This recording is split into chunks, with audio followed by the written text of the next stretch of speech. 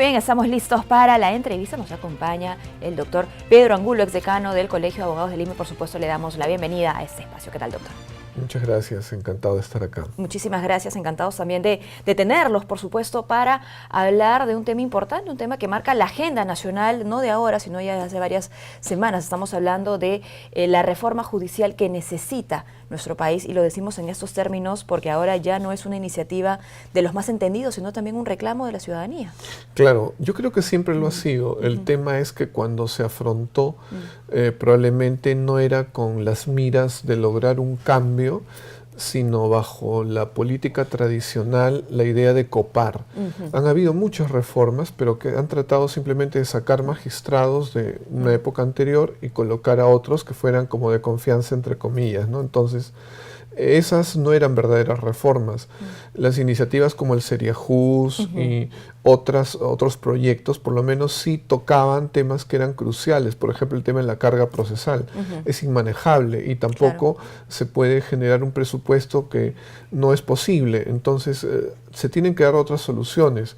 Yo creo que ahora con este tema de, digamos, de los audios, ha motivado a que ahora sí las instituciones se preocupen, ¿no? Algunas desde dentro, por ejemplo, el Poder Judicial, con la declaratoria de emergencia del Callao y otros temas que se han acordado a nivel del Consejo Ejecutivo del Poder Judicial, el Consejo Nacional de la Magistratura, que finalmente ha sido removido por el Congreso y me parece bien, pero también las iniciativas presidenciales que se han dado a partir de las distintas comisiones que se han formado, ¿no? Porque inclusive la de integridad presidencial, que en su momento el presidente Pedro Pablo Kuczynski hizo trabajar al ex defensor del pueblo, Eduardo, ¿no? Y la realidad es que ahora sí se han considerado, me parece bien también las que ha propuesto Alan Wagner con su conjunto de comisionados, y ahora pues estamos ya con los temas. Qué bueno que en el Congreso también haya cierta apertura para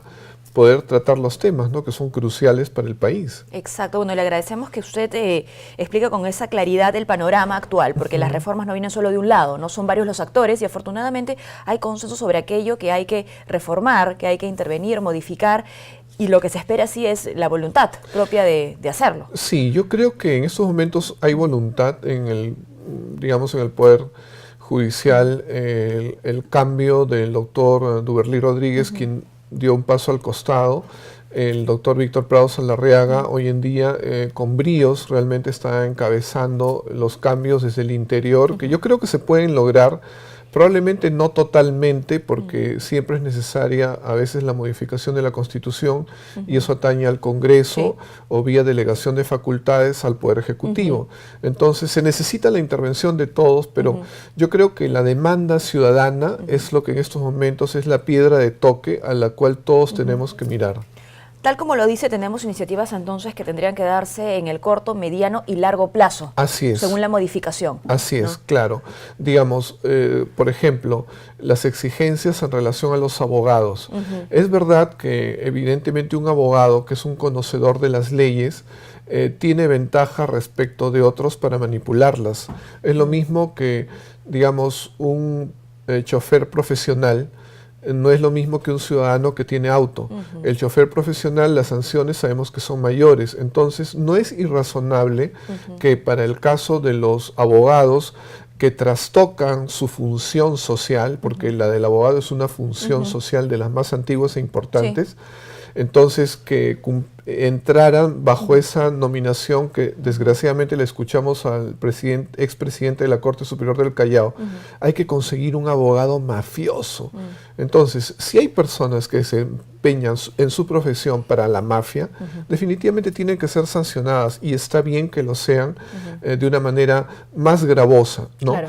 Lo que sí, eso tiene que normarse, y creo que es en todo caso un poco más sencillo si nosotros hablamos de, por ejemplo, de esta institución nueva que se ha planteado también por el presidente, para ver las inconductas de jueces y fiscales, ¿no? Una institución que se encargue de la integridad requiere modificaciones constitucionales, de leyes orgánicas, entonces es un tema que va un poco, digamos, a mediano plazo, ¿no? En cambio, otras modificaciones... Más en el corto plazo, ¿cuáles serían? Por ejemplo, el tema de la integridad de los abogados. Ah, ya, el que mencionó. ¿No? Claro, entonces esa modificación es un poco más rápida, más sencilla, ¿no? Y que también podría entrar en conjunto, digamos, con medidas más a largo plazo si pensamos en las aulas, donde se forman también nuestros abogados, Definitivamente, ¿no? Yo creo que ha sido tocado por varios y muy bien que se mencione el tema de la ética, el tema de la moral.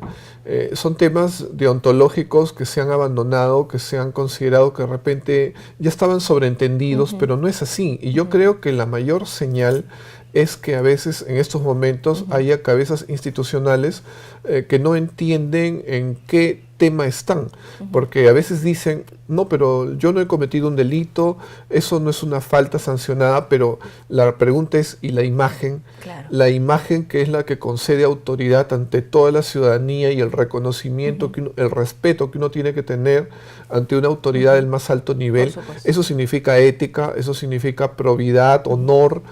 Si eso se pierde, entonces ya la autoridad se desmerece. Es real que hay una diferencia entre las sanciones administrativas y lo penal, sí, ¿no es cierto? Claro. Pero es penoso también que sean nuestras autoridades, como bien ha dicho usted, quienes hagan estas diferencias, ¿no? Escudándose o defendiéndose. Claro, porque ellos son los que tendrían que estar muy empoderados de lo que significa la majestad del cargo. Los abogados decimos la autoritas, que es la autoridad moral que tiene que tener una persona. Y que no sea solo en el sector público. No, tiene que ser en todos los sectores, ¿no? Y evidentemente eso nos presenta pues como país. Por eso es que nosotros lamentablemente ahora sentimos que estamos vistos internacionalmente mal porque estos temas ya han trascendido las fronteras del país.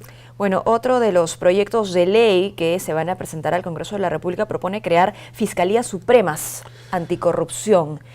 Somos a veces especialistas en generar entidades, ¿no? y espacios para la lucha contra, pero ¿cómo funcionarían realmente y si serían efectivos? A ver, lo real es que efectivamente para su funcionamiento requeriría varias cosas, porque si hay alguien que nace una institución dentro de otra, con un baluarte del combate contra la corrupción, propiamente quien va a tener ese cargo, la persona que ocupa el cargo, tendría que ser pues una persona que tenga una limpieza absoluta, ¿no? Porque va a enfrentar desafíos, tentaciones, presiones, digamos. Los jueces y los fiscales, yo he sido fiscal, siempre tenemos que soportar la presión por ejemplo, de la ciudadanía, las marchas, a veces las investigaciones de los medios, porque un medio toma posición por la parte A y en el mismo caso el otro medio toma la posición por la parte B.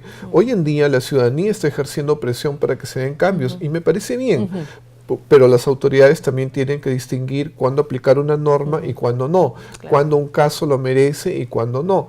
No se puede hacer tabla rasa también del derecho. Entonces, se requiere personas que tengan capacidades, que cumplan un perfil, que precisamente, por ejemplo, podríamos decir, es lo que no se vio en el Consejo Nacional de la Magistratura, ¿no? Hoy día es muy claro que personas que estuvieron en el más alto nivel, teniendo la tarea elevada de nombrar a los jueces y fiscales del país, no estaban en condiciones de hacerlo.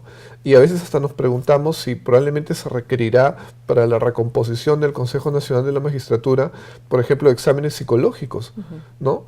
Lo cierto es que se requieren cambios, es bienvenido los cambios que sean debidamente debatidos y ojalá que logren el consenso, ¿no? Sería lo ideal. Ya que menciona usted el Consejo Nacional de la Magistratura, ¿cuáles consideran sido las principales debilidades de este organismo? Yo creo que nació más bien para dar garantías, ¿no? Yo creo que dos. Uno, por un lado, que no hubo un perfil, no hubo exigencias para quienes llegaran a estos altos cargos, ¿no? Porque la norma decía que debían de tener la edad mínima para ser jueces y fiscales supremos, que es 45 años, pero no añadía nada más. Evidentemente se entendía que tenían que ser peruanos de nacimiento, que son requisitos básicos, pero el tema de la trayectoria, el tema de la experiencia, el tema de haber pasado por la función pública o la función privada, o una mezcla de las dos, de repente de haber escrito obras, ¿no? De haber tenido cierta trayectoria. Mérito, ¿no? Claro, o sea, de eso se hizo tabla rasa y tuvimos pues un señor, creo que es Quispe Pariona, que no tenía condiciones para hacerlo y fue nombrado y juramentado como consejero. Entonces, por un lado eso, los perfiles, pero por otro lado también la manipulación, porque ha habido manipulación.